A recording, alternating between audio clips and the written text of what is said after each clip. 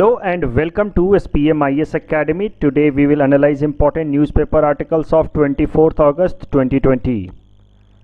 Please note you can download the PDF version of today's newspaper analysis by clicking the link given in the comment section. You can download the PDF version of July 2020 magazine from our website spmisacademy.com. You can also join our WhatsApp group through the link given in the description section for more study materials. This is the list of the topics that we'll cover from today's newspaper, and the first article is taken from editorial segment. It is about Orwellian state or panopticon state, and this concept of panopticon state can be utilized in writing an essay. This can also be utilized in writing a question or an answer on ethics and integrity, and this concept is also directly related with political science optional subject. सबसे पहले समझते हैं the concept of pan ऑप्टिकन.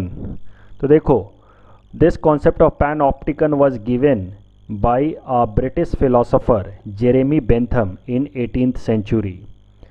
ये concept का एकदम पहले brief में हम समझ लेते हैं कि थीम क्या है. देखो, इस कॉन्सेप्ट में एक मेथड प्रपोज किया गया था in order to redesign the jail premises in order to keep the jail inmates disciplined. तो जेल के प्रीमाइस को, जेल के स्ट्रक्चर को किस तरह से रीडिज़ाइन किया जाए, किस तरह से स्ट्रक्चर किया जाए, ये इस कॉन्सेप्ट में बताया गया है. किस तरह से जेल का स्ट्रक्चर बनाया जाए ताकि जो जेल के इनमेट्स हैं, जो कैदी हैं, वो डिसिप्लिन तरीके से रहें. तो जो प्रपोज स्ट्रक्चर था that was proposed by Jeremy Bentham, वो जरा एक बार देखते हैं. There should be a central tower surrounded by cells. तो एक तरह का, इस तरह का एक सेंट्रल टावर होना चाहिए जिसके आसपास में सेल होने चाहिए जिसमें कैदी लोग रहते हैं. And in the central tower the watchman will stay and in the cells are prisoners. The tower shines so bright that the watchman is able to see everyone in the cell, but the people in the cell however are not able to see the watchman. This keeps the jail inmates always disciplined since they feel that they are being watched. तो ये एक देखो structural concept था कि एक central tower इस तरह का बनाया जाए और उसमें इतना स्ट्रॉन्ग लाइट सेंड किया जाए कि जेल इनमेट्स एक एक जो सेल के अंदर जब ये लाइट जाए तो यहाँ पे जो खड़ा इंसान है, जो वॉचमैन है, उसको अंदर का जेल इनमेट तो दिख जाए, कैदी तो दिख जाए, लेकिन ये लाइट इतनी स्ट्रांग हो कि वो कैदी ना देख पाए कि यहाँ पे इंसान खड़ा है या नहीं खड़ा है. तो इससे फ़ायदे क्या होंगे? कभी अगर यहाँ पे वॉचमैन नहीं भी है तब भी इनको नहीं पता चल पाएगा. एक या तो पूरी तरह से अंधेरा होगा और या तो स्ट्रॉन्ग लाइट जाएगी. दोनों ही सेंस में इनको पता नहीं चल पाएगा कि यहाँ पे वॉचमैन है कि नहीं है. So they will always be under fear that they are being watched. So when they are under fear that they are being constantly watched, they will stay disciplined. जब उनको ऐसा लगेगा कि उनको हमेशा कोई ना कोई वॉच कर रहा है तो वो हमेशा डिसिप्लिन तरीके से रहेंगे. इसके लिए इस तरह का स्ट्रक्चर प्रपोज किया गया. धीरे धीरे ये स्ट्रक्चर बाकी सारी जगहों पे भी, ऑफिसेज में जहाँ पे लोग क्लर्क्स को सर्विलेंस में रखना चाहते थे, धीरे धीरे उन सारी जगहों पे भी ये स्ट्रक्चर लाया जाना शुरू कर दिया गया. एक सर्कुलर स्ट्रक्चर जिसमें जो सुपरवाइज़र होता था उसको सेंटर में बिठाया जाता था. तो इस तरीके से the concept of panopticon came. Pan मतलब होता है ऑल एंड ऑप्टिकन मतलब होता है वॉच. तो panopticon means to watch all but others could not watch the watcher. जो बाकी लोग हैं जिनको जो सर्विलेंस किया जा रहा है जिनके ऊपर, उनको नहीं पता चल पाएगा कि उनको एक्चुअली में कोई देख रहा है या नहीं देख रहा, लेकिन उनको हमेशा ये जरूर लगेगा कि शायद से they are being watched. And when they are under this feeling that they are being watched, they will always remain disciplined. They will not try to do anything untoward. अब इसका एप्लीकेशन प्रेजेंट टाइम में देखते हैं. तो ये तो 18th century का concept था. धीरे धीरे सारे दुनिया के जेल जो हैं इसी तरीके से रीडिज़ाइन होने लगे. आज के टाइम में आप भी देखना, आपके जो जेल्स होते हैं वो सब सर्कुलर होंगे और उसमें जो सेंट्रल इस तरह का वॉचमैन का जो स्ट्रक्चर होगा वो इस तरह का ही होगा ऑन अ सर्कुलर टावर, और स्ट्रॉन्ग लाइट उससे सेंड की जाती है. तो दुनिया भर में आजकल जेल स्ट्रक्चर में ये स्ट्रक्चरल कॉन्सेप्ट फॉलो किया जाता है. लेकिन अब इसको कैसे एक्सपैंड किया गया है, इस कॉन्सेप्ट को कैसे बाकी सारे एरियाज़ में भी अप्लाई किया गया, वो ज़रा देखते हैं. तो a French philosopher Michael Foucault, he applied this panopticon concept in 1975 in his book discipline and punish. उन्होंने प्रपोज किया that this panopticon concept can be applied to entire society and this will help in making the society disciplined. अगर एक इस तरह का system लाया जाए जिसमें समाज के अंदर लोगों को लगे कि उनको सरकार देख रही है, वॉच कर रही है constantly, then the people will automatically behave in disciplined manner and the problem of poor law and order will automatically get away. तो समाज में जो क्राइम होते हैं, लॉ एंड ऑर्डर डिस्टर्ब होता है, वो अपने आप दूर हो जाएगा अगर लोगों को ऐसा लगे कि they are being constantly watched. The citizen will get a feel that the government is having eye on them and this will make them disciplined. And this concept of Foucault that was given in 1975 through his book Discipline and Punish, this was slowly adopted across the world. दुनिया की सरकारें धीरे धीरे इसको adopt करने लगी. इसके कई सारे मैकेनिज्म आप अपने आसपास में भी देखते हैं. फॉर एग्जांपल ट्रैफिक पुलिस, एक ट्रैफिक पुलिस को खड़ा कर दिया जाता है और कितनी सारी गाड़ियां आते जाती रहती हैं. अब वो ट्रैफिक पुलिस जो है वो एक बार में सारी गाड़ियों को नहीं ऑब्जर्व कर सकता कि वो डिसिप्लिन तरीके से ट्रैफिक रूल्स को फॉलो कर रहे हैं या नहीं कर रहे हैं, बट एक ट्रैफिक पुलिस को खड़े करते के साथ ही जो भी गाड़ियां गुजरती हैं almost all of them get discipline, क्योंकि उनको लगता है कि ट्रैफिक पुलिस खड़ी है और वो उनको वॉच कर रही है. जगह जगह पे सीसीटीवी कैमराज लगाए जाते हैं आज के टाइम में. अब वो सीसीटीवी कैमरा चले या ना चलें, सोसाइटीज़ में सीसीटीवी कैमरा लगाए जाते हैं, वो भी इसी कॉन्सेप्ट पे फंक्शन करते हैं. अब वो सीसीटीवी कैमरा चलें या ना चलें वो आपको नहीं पता, but once you feel that you are under surveillance, you are under CCTV camera, आप अपने आप डिसिप्लिन हो जाते हैं. आप देखें कि सीसीटीवी कैमरा लगाने के बाद एक बड़े बोल्ड तरीके से लिख भी दिया जाता है कि you are being watched, you are under CCTV camera. अब वो सीसीटीवी कैमरा भले ख़राब भी हो तब भी अगर एक बार आपने पढ़ लिया कि you are being watched, now you are bound to behave in a discipline manner. Aadhaar card बनाया जाता है, फिर आधार को अलग अलग तरीके से लिंक किया जाता है बैंक अकाउंट से. डीएनए बैंक का कॉन्सेप्ट लाया गया है बहुत सारे दुनिया के कंट्रीज़ में, इंडिया में भी लाया जा रहा है, लेकिन इट इज़ बीइंग अपोज्ड कि जितने भी सिटीजन है सबका डीएनए सैंपल एक जगह स्टोर कर लिया जाए. अब आपको पता है कि अगर मैंने कोई भी क्राइम किया तो मेरा डीएनए तुरंत डीएनए बैंक के सैंपल से मैच कर लिया जाएगा और पता चल जाए कि मैंने ये क्राइम किया है. इंडिया के अंदर नेट ग्रिड का कॉन्सेप्ट है, मैं पहले भी बता चुका हूँ. I discuss this concept of net grid in detail in my newspaper analysis of 13 जुलाई 2020, जहाँ पे मैंने आपको बताया कि हमारे देश के 10 ऐसी गवर्नमेंट एजेंसीज़ हैं जो हमारी ऑलमोस्ट हर तरह की एक्टिविटी पर कांस्टेंट वॉच रखती हैं.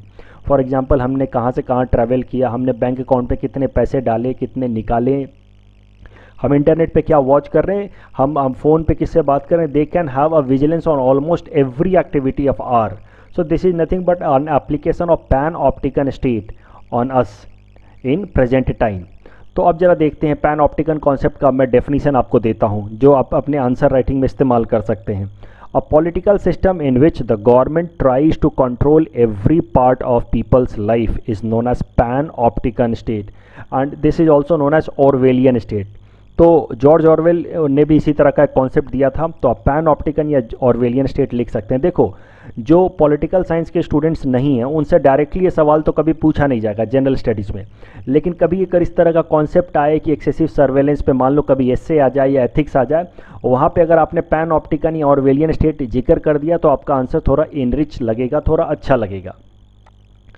अब जरा देखते हैं द कॉन्सेप्ट ऑफ और application of panopticon state in 21st century. आज के टाइम में जब धीरे धीरे दुनिया और भी ज़्यादा डिजिटलाइज होती जा रही है, the panopticon state is getting even stronger, क्योंकि आजकल हम सब लोग डिजिटल प्लेटफॉर्म्स को एक्सेसिवली इस्तेमाल कर रहे हैं.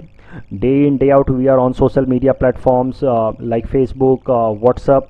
तो इस कारण से हमारी पूरी की पूरी डेटा जनरेट हो रही है और डेटा की प्रोफाइलिंग हो रही है, उनको स्टोर कर पाना, एक्सेस कर पाना और भी ज़्यादा आसान है. And that is why now we are being constantly under surveillance by the state agencies. The government is having complete control on our data, and if the government is having complete control on our data, they are having complete control on our life.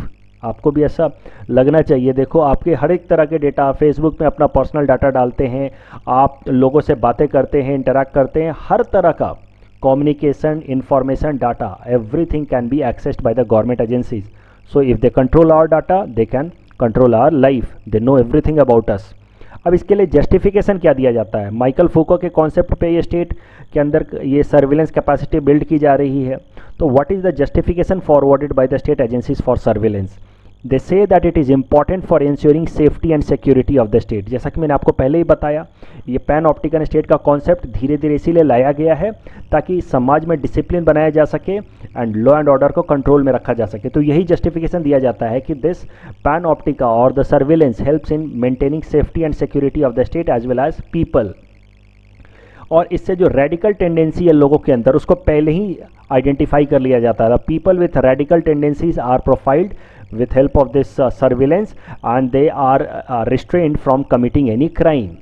कि जिनके अंदर मान लो इस तरह की tendency है, जिस तरह का थॉट प्रोसेस है जिससे वो इंस्पायर होकर के आगे कोई क्राइम कर सकते हैं, ऐसे लोगों को पहले ही सिंगल आउट कर लिया जाता है, आइडेंटिफाई कर लिया जाता है with help of this surveillance, और उनको आगे कोई क्राइम करने से रोका जा सकता है। इसमें आप एग्जाम्पल लिख सकते हैं बॉयज़ लॉकर रूम कंट्रोवर्सी, जो हाल फिलहाल में 2-3 महीनों पहले दिल्ली के अंदर हुआ था। मैंने भी अपनी न्यूज़पेपर एनालिसिस में डिस्कस किया था, जहां पे मैंने आपको बताया था कि इंस्टाग्राम का एक प्राइवेट ग्रुप था जिसमें कुछ बॉयज़ थे और बाद में और भी कई सारे इश्यूज निकल के आए, बट आप फिर भी इसको लिख सकते हैं। उसमें कुछ गर्ल्स भी थीं और उसमें जिस तरह के कन्वर्सेशंस थे, the conversations were mostly full of hatredness against women, girls. There were conversations that talked about committing sexual offense against women. It incited perpetration of crime against women. तो इस तरह की बातें चल रही थी उस प्राइवेट इंस्टाग्राम चैट ग्रुप में। और फिर because of this panopticon state, because of surveillance, जो एजेंसीज हैं, गवर्नमेंट अथॉरिटीज, उनको पहले ही पता चल गया कि इस तरह की बातें हो रही हैं, दैट मीन्स इस तरह की टेंडेंसी प्रॉस्पर हो रही है, तो पहले ही स्टेट एजेंसीज ने एक्शन ले लिया। तो इस तरीके से जस्टिफाई किया जा सकता है। और पहले ही स्टेट एजेंसीज ने एक्शन लेकर के उन बॉयज़ को राउंड अप किया, उनसे इंक्वायरी की और पता किया कि आखिर उनके दिमाग में चल क्या रहा है, उनकी प्रॉपर काउंसलिंग की, और इस तरीके से कोई फ्यूचर में क्राइम अगेंस्ट वीमेन होने से रोका गया। इस तरह से जस्टिफिकेशन दिया जा सकता है। लेकिन there are many criticism also, there are many challenges also of panopticon state in 21st century. सबसे पहला challenge of course infringement of right to privacy. आज के टाइम में in this 21st century our privacy is no longer there. हमारा हर एक information, हर एक data is now being surveilled और accessed by the government agencies. And right to privacy is a fundamental right in India. It has been also considered as an important human right according to United Nations. और right to privacy पूरी तरह से breach हो रही है with this surveillance state और pan-optican state. दूसरा जो मेजर चैलेंज है that is impact over democracy. तो देखो, दिस सर्वेलेंस स्टेट और this panopticon state is challenging democratic process across the world. It is channelising the preferences and in that way it is hampering the democracy. तो अब ये channelising preferences क्या है और इस तरह से डेमोक्रेसी को कैसे नेगेटिव इम्पैक्ट पड़ता है, उसको एक एग्जाम्पल की मदद से समझते हैं। तो देखो, देयर इज़ एन एग्जाम्पल जिसको आप अपने एग्जाम में भी कोट करेंगे आंसर राइटिंग में, Cambridge Analytica controversy of US in 2016। और समझते हैं ये कैम्ब्रिज एनालिटिका कंट्रोवर्सी क्या थी। तो देखो, कैम्ब्रिज एनालिटिका एक आर्टिफिशियल इंटेलिजेंस एजेंसी है, एक आप कह लो सॉफ्टवेयर है, जिसने टाई अप कर लिया फेसबुक के साथ। और this Cambridge Analytica is purportedly controlled by Donald Trump. तो डोनाल्ड ट्रंप का इस पर कंट्रोल था कैम्ब्रिज एनालिटिका पे, ऐसा एलिगेशन है। और इस कैम्ब्रिज एनालिटिका ने टाई अप कर लिया फेसबुक के साथ, और इस टाई अप की मदद से कैम्ब्रिज एनालिटिका ने लगभग 8.5 मिलियन फेसबुक यूजर्स का डाटा एक्सेस किया।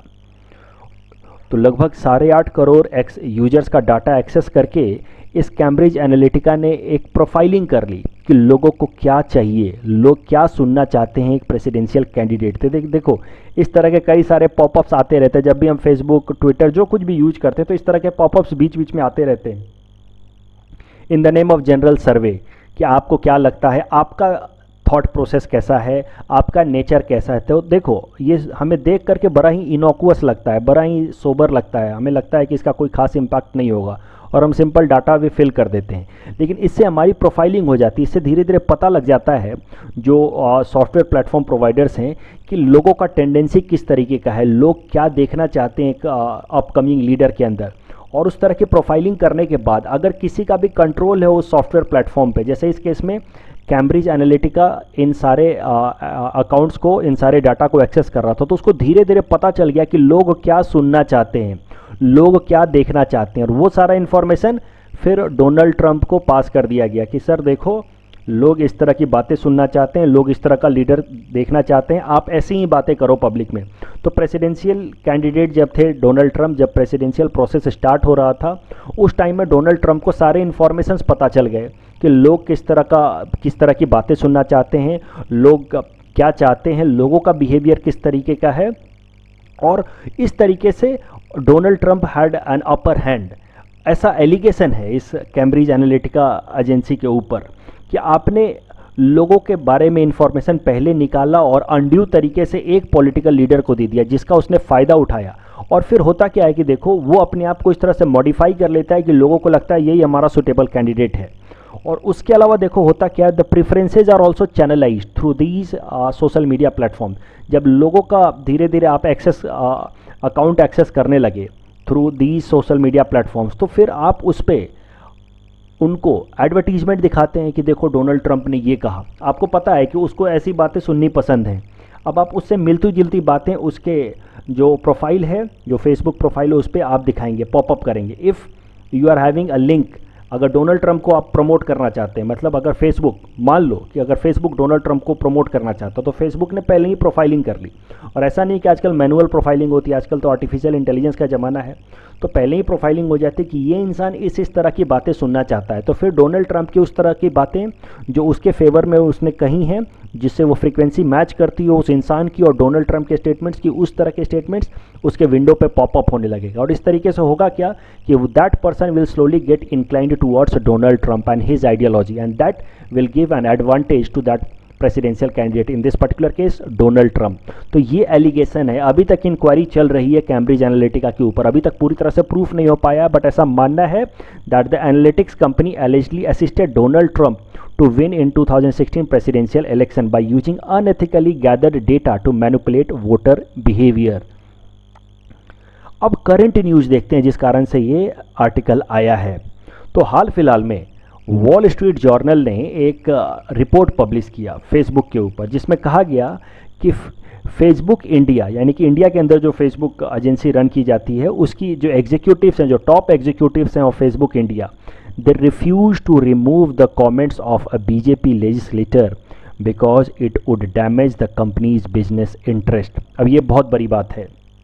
देखो सरल शब्दों में न्यूज़ क्या है, एक वॉल स्ट्रीट जर्नल में रिपोर्ट पब्लिश हुई है जिसमें इंडिया के अंदर जो फेसबुक रन करने वाले लोग हैं, उन्होंने एक बीजेपी की एक नेता के कमेंट को हटाने से इनकार कर दिया, जबकि that comment was full of hate speech. फिर भी उसको नहीं हटाया उन्होंने, क्योंकि उनको ऐसा लगा कि अगर बीजेपी की इस लीडर के हम कमेंट हटाते हैं तो हो सकता है कि हमारे बिजनेस के ऊपर नेगेटिव इम्पैक्ट पड़े, फेसबुक के खिलाफ कोई एक्शन लिया जा सके। तो अब ये एक बहुत बड़ी बात है। इसका मतलब क्या है कि since BJP is in power, देखो ये अभी तक एलिगेशन है, अभी ये प्रूफ नहीं हुआ है, लेकिन इसका मतलब क्या है कि बीजेपी अभी पावर में है। तो बीजेपी अब पावर में है तो आप उसके मन मुताबिक बीजेपी की अगर तरफ से अगर कोई हेट स्पीच आता है, देखो नॉर्मली होता क्या है कि Facebook is having the system of filter. अगर आप कुछ हेट स्पीच लिखते हैं, कुछ ऐसी बातें लिखते हैं जो अनएथिकल है, तो वो फेसबुक पहले ही फिल्टर कर देगा और अपने सिस्टम पे आने नहीं देगा। बट इस केस में हुआ क्या है कि ऐसा रिपोर्ट है कि बीजेपी नेता ने कुछ हेट स्पीच दिया, लेकिन फेसबुक ने उसको फिल्टर नहीं किया, इस डर से कि बीजेपी उसके खिलाफ कुछ एक्शन ले लेगी, फेसबुक के खिलाफ कुछ एक्शन ले लेगी। अब इसमें एथिकल इशूज़ क्या है, एथिक्स एंड इंटीग्रिटी में आपको लिखना है पेपर 5 में कि this kind of preferential treatment to the ruling party by digital giant company like Facebook will hamper overall democracy in India. देखो डेमोक्रेटिक सिस्टम का मतलब ही होता है level playing field to all political party. जितने भी पॉलिटिकल पार्टीज हैं उनको बराबर का मौका मिलना चाहिए लोगों के पास जाने का, अपनी आइडियोलॉजी रखने का। लेकिन अगर media companies, social media platforms अगर किसी एक पॉलिटिकल पार्टी को वो सपोर्ट करने लगें तो it will not be A level playing field और धीरे धीरे डेमोक्रेसी हैम्पर होगी। और इस केस में ये एलिगेशंस लग रहे हैं और इसी कारण से the parliamentary standing committee on information technology headed by Member of Parliament Shashi Tharoor has summoned Facebook executive to defend against allegation। बुलाया गया है फेसबुक इंडिया एग्जीक्यूटिव को और एक्सप्लेन करने को कहा गया है कि आप बताओ, आप जस्टिफाई करो कि क्या ये एलिगेशन सच हैं या नहीं। ऑफ कोर्स फेसबुक उसको डिनाई करेगा, फेसबुक तो यही कह रहा है कि नहीं नहीं दे डू नॉट डिस्क्रिमिनेट। तो आगे देखते हैं कि ये इशू आगे बढ़ता कैसे है। तो अब आप ये करंट इशू समझ गए। अब देखो बहुत ध्यान से समझो इस बात को कि while using this current controversy in an essay, आप एसे में लिख सकते हैं इस करंट कंट्रोवर्सी को, आप एथिक्स पेपर में लिख सकते हैं, but You need to be very careful about your language as this is just an allegation. इस बात का ध्यान रखना है। देखो, आपके अपने कुछ पॉलिटिकल व्यूज हो सकते हैं, आप रूलिंग पार्टी के फेवर में हो सकते हैं, आप रूलिंग पार्टी के क्रिटिक्स हो सकते हैं, ये डेमोक्रेसी और आपको अधिकार है अपना ओपिनियन रखने का। But while writing an answer, being a UPSC और civil services aspirant, you need to be apolitical. आपके अंदर कोई भी, आपके आंसर में कोई भी पॉलिटिकल कलर नहीं दिखना चाहिए कि हाँ हाँ रूलिंग पार्टी तो ऐसा ही करती है, या नहीं नहीं ये तो एलिगेशन बिल्कुल गलत है, ऐसा नहीं होता, या अपोजिशन की चाल है, ऐसा कुछ नहीं लिखना है आपको। आपको एक बहुत ही सोफिस्टिकेटेड, एक बैलेंस्ड लैंग्वेज के साथ बस इस कंट्रोवर्सी को लिख करके चल देना है। जैसे कि मैंने यहाँ पे लिखा है कि there was a report that alleges that, in fact आप बीजेपी का नाम भी नहीं लिखेंगे, the ruling party and the legislators of ruling party were given the preferential treatment or privileged treatment on social media platform for fear of any kind of punishment and protection of business interest। आप बस इतना लिख करके आगे चल देंगे, आप कोई भी इस तरह का स्टेटमेंट नहीं लिखेंगे जिससे आपका कुछ भी पॉलिटिकल ओपिनियन आपके आंसर में रिफ्लेक्ट हो। बट आप इस पॉइंट को लिख सकते हैं with a balanced language. If there any question in ethics and integrity or if there is any question on surveillance state, panopticon state, और एसए में आ जाए या एथिक्स में आ जाए, आप ये कंट्रोवर्सी जरूर लिखेंगे। Cambridge Analytica controversy of US जरूर लिखेंगे, लेकिन with balanced language. The next article is taken from international segment. It is about state of food security and nutrition in the world 2020 report. This topic is important from our syllabus paper 3 international agencies point of view. This can also be asked in prelims exam. तो देखो, सबसे पहले इस report के बारे में समझते हैं। The state of food security and nutrition in the world report 2020। This report is published by UN agencies. 5 UN agencies हैं, कम से कम 3 का नाम जरूर याद रखना जो ये रिपोर्ट मिलकर पब्लिश करती हैं। FAO food and agricultural organisation, WHO and UNICEF. उसके अलावा 2 और हैं, international fund for agriculture and development IFAD and world food programme. ये 5 agencies of United Nation, specialised agencies of United Nation मिल करके ये रिपोर्ट पब्लिश करती हैं हर साल। और इस रिपोर्ट की मदद से पता चलता है कि दुनिया में लोगों का ओवरऑल न्यूट्रिशन लेवल किस तरह का है, उनके अंदर फूड सिक्योरिटी किस तरीके की, उनको खाना मिल रहा है या नहीं मिल रहा है। सरल शब्दों में इसका मतलब ये है। और 2020 एडिशन रिपोर्ट अब पब्लिश हो गई है, जिसको हम इस आर्टिकल में समझने की कोशिश करेंगे। तो देखते हैं 2020 के रिपोर्ट का की पॉइंट्स क्या है, जरा देखते हैं। तो सबसे पहला पॉइंट है that world is not on the track to meet the goal of zero hunger by 2030।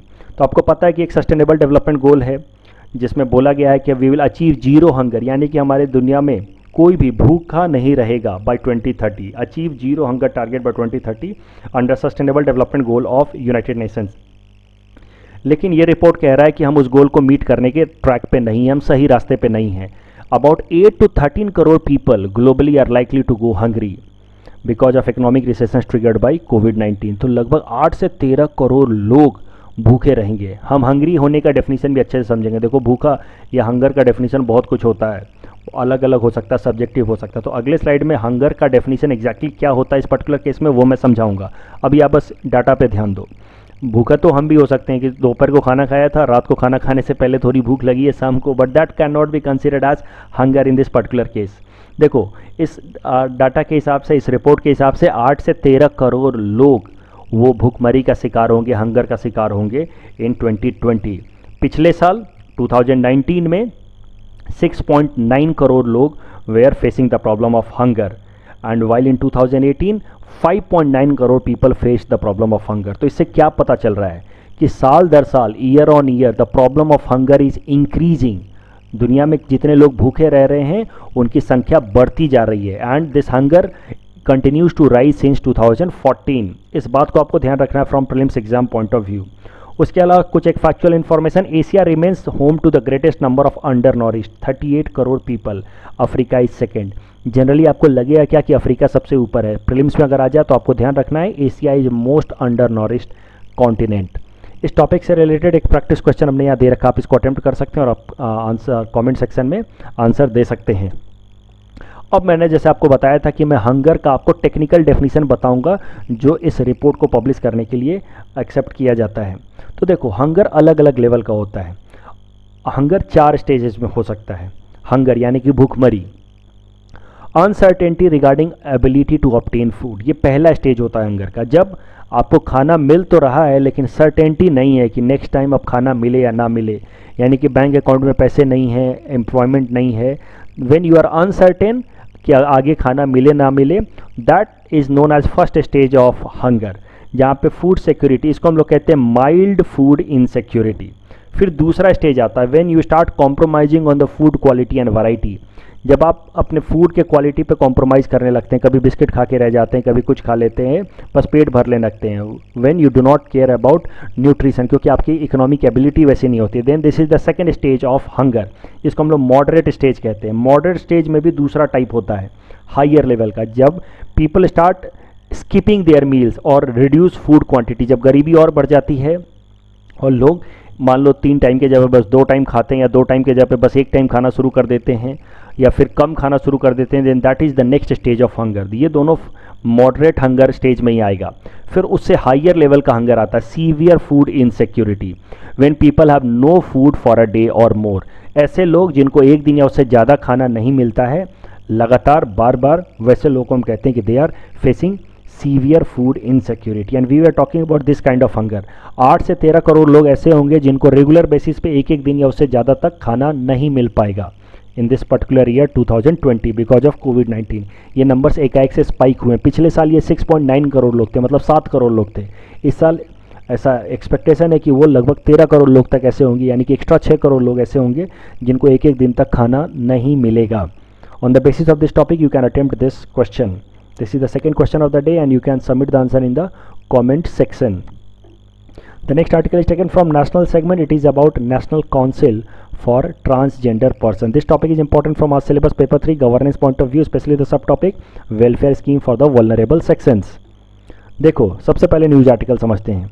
तो ministry of social justice and empowerment has constituted national Council for transgender person under transgender person protection of rights act 2019। तो देखो पिछले साल ही एक transgender लोगों के लिए एक स्पेशल एक्ट पास किया गया था, जिसमें कहा गया था कि ट्रांसजेंडर लोगों के लिए एक स्पेशल काउंसिल बनाई जाएगी जो ट्रांसजेंडर लोगों के इंटरेस्ट का ध्यान रखेगी। तो उसी एक्ट के हिसाब से जो प्रॉमिस किया गया था कि एक स्पेशल काउंसिल बनाई जाएगी, अब उस काउंसिल को बना दिया गया। यही ये न्यूज़ आर्टिकल है। एक बार जरा देख लेते हैं जो पिछले साल लॉ बनाया गया था ट्रांसजेंडर लोगों के लिए, ट्रांसजेंडर पर्सन्स एक्ट 2019, उसके क्या क्या फीचर्स थे। सबसे पहला फीचर था that it will establish a national Council for transgender person, और ये नेशनल काउंसिल अब बना दी गई है, आज ही भारत सरकार ने बनाया है, जिसके कारण ये न्यूज़ आर्टिकल आया है। तो ये सबसे पहला तो यही था, National Council for transgender person. दूसरा था transgender persons way are defined, exactly transgender person कौन लोग कहे जाएंगे। तो एक डेफिनेशन दी गई थी कि person one whose gender does not match to the gender assigned at birth. Generally at birth a gender is assigned कि you are a female or you are a male, but sometimes it gets difficult to assign gender at birth because of some of the natural physical factors. That person is known as transgender. It can be a trans man, can be a trans women having intersex variation. अब transgender person को एक certificate of identity मिलेगी according to this act, और वो certificate of identity उसको district magistrate के office से मिल सकती है अपने डिस्ट्रिक्ट के। तो देखो उसमें उसको सेल्फ आइडेंटिफाई करना है, सेल्फ परसीव करना है। अगर किसी भी इंसान को लगता है कि वो ट्रांसजेंडर है तो बस अब उस पर कोई क्वेश्चन नहीं होगा, वो जाकर के डिस्ट्रिक्ट मजिस्ट्रेट के ऑफिस में एक रिक्वेस्ट डाल सकता है कि I want to have a certificate of identity of transgender. That means आपको ध्यान रखना है it is self perceived gender identity. इसमें आपको खुद सेल्फ परसेप्शन के बेसिस पे होगा, आपको कुछ प्रूफ नहीं करना है कि you are a transgender, you are male और ए फीमेल। अगर आपको लगता है you are self perceive that you are transgender, you move to district magistrate office and request for certificate of identity and you will get an identity card that will guarantee और proof that you are a transgender. There is also prohibition against discrimination. तो किसी भी तरह का transgender लोगों के against discrimination नहीं होगा, चाहे वो एजुकेशन से रिलेटेड हो या एम्प्लॉयमेंट से रिलेटेड हो या हेल्थ केयर से रिलेटेड हो। अक्सर आप देखते हैं कि ट्रांसजेंडर लोगों को स्कूल या कॉलेजेस में एडमिशन देने से मना कर देता है स्कूल एडमिनिस्ट्रेशन, एम्प्लॉयमेंट में लोगों को मना कर दिया जाता है, या हेल्थ केयर फैसिलिटीज़ में मना कर दिया जाता है, हॉस्पिटल्स में मना कर दिया जाता है इनको। इस तरह के डिस्क्रिमिनेशन अब आगे नहीं चलेंगे। And if someone is found doing such kind of discrimination they can be sent for jail for 6 months। तो 6 महीने की जेल हो सकती है, उसके ऊपर से फाइन भी लग सकती है। अब ये एथिक्स में इससे रिलेटेड सवाल आ सकता है, इस तरह के केस स्टडीज आते रहते हैं कि you are a district magistrate of a particular district and there is a news that transgender persons were not allowed to have admission in the college, what would you do? तो उसमें आपको इस बात का ध्यान रखना है कि this act is unethical as well as illegal. अब एक कानून पास हो चुका है ट्रांसजेंडर पर्सन एक्ट 2019, जिसके हिसाब से ट्रांसजेंडर पर्सन्स के अगेंस्ट किसी भी तरह का डिस्क्रिमिनेशन इज इलीगल ऑल्सो और अनकॉन्स्टिट्यूशनल तो है ही against article 15 that provides right to equality respective of caste, gender, ETC. अब जरा देखते हैं ये नेशनल काउंसिल फॉर ट्रांसजेंडर जो हाल फिलहाल में भारत सरकार ने बनाया है उसके कुछ फीचर्स देख लेते हैं। Its chairperson will be union ministry of social justice and empowerment and it will also consist representative from 5 states और यूनियन टेरिटरीज। तो देखो हमारे देश अलग अलग जोन में है, north, south, east, western, north east zone. इन 5 जोन से एक एक रिप्रेजेंटेटिव भेजे जाएंगे who will be part of this national council of transgender. उसके अलावा इन 5 जोन से, जो हमारे देश के 5 जोन हैं, उससे 5 और रिप्रेजेंटेटिव भेजे जाएंगे who will belong to this transgender community. तो टोटल 11 लोग हैं। देखो एक तो of course union ministry of social justice and empowerment हैं जो उसके चेयरमैन हैं। उसके अलावा इन 5 अलग अलग रीजन से 5 रिप्रेजेंटेटिव भेजी जाएगी। उसके अलावा इन 5 अलग अलग रीजन से 5 ट्रांसजेंडर लोगों को भेजा जाएगा who will part of this national council of transgender and the community of this transgender people will be and this tenure of this community member will be 3 years। यानी कि जो ट्रांसजेंडर लोगों को भेजा जा रहा है 5 अलग अलग रीजन से, उनका टेनियर in this national Council for transgender 3 सालों के लिए होगा। उसके बाद उनको रिप्लेस कर दिया जाएगा और दूसरे ट्रांसजेंडर्स को फिर मौका दिया जाएगा। इस टॉपिक के बेसिस पे हमने एक और प्रैक्टिस क्वेश्चन आपको यहाँ पे दे रखा है, आप इसको अटेम्प्ट कर सकते हैं and you can submit the answer in the comment section. Let us see some prelims related factual information that came in the newspaper today. Nuakhai Johar Festival. It is an important social festival of western Orissa and adjoining areas that is in Simdega of Jharkhand. It is an agricultural festival which is observed to welcome the new rice of the season. The word Nua means new and Khai means food. It is observed on the 5th day of lunar fortnight of the month of Bhado, that is in August and September, the day after Ganesh Chaturthi festival. Shri xylem dam, आपको पता ही होगा Shri xylem dam आजकल news में है क्योंकि वहाँ पे आग लग गई थी। श्री साइलम डैम के पास फायर लग गया था जिसमें लगभग 9 या 10 लोगों की डेथ हुई है। तो इससे रिलेटेड प्रीलिम्स में सवाल पूछे जा सकते हैं। Shri xylem dam is constructed across Krishna river in Kurnool district of Andhra Pradesh near Shri xylem temple town. It is second largest capacity working hydroelectric station in the country. The dam was constructed in deep gorge in Nalla Mala hills in between Kurnool and Mahabubnagar district. That's all from our side for today. Thanks for watching.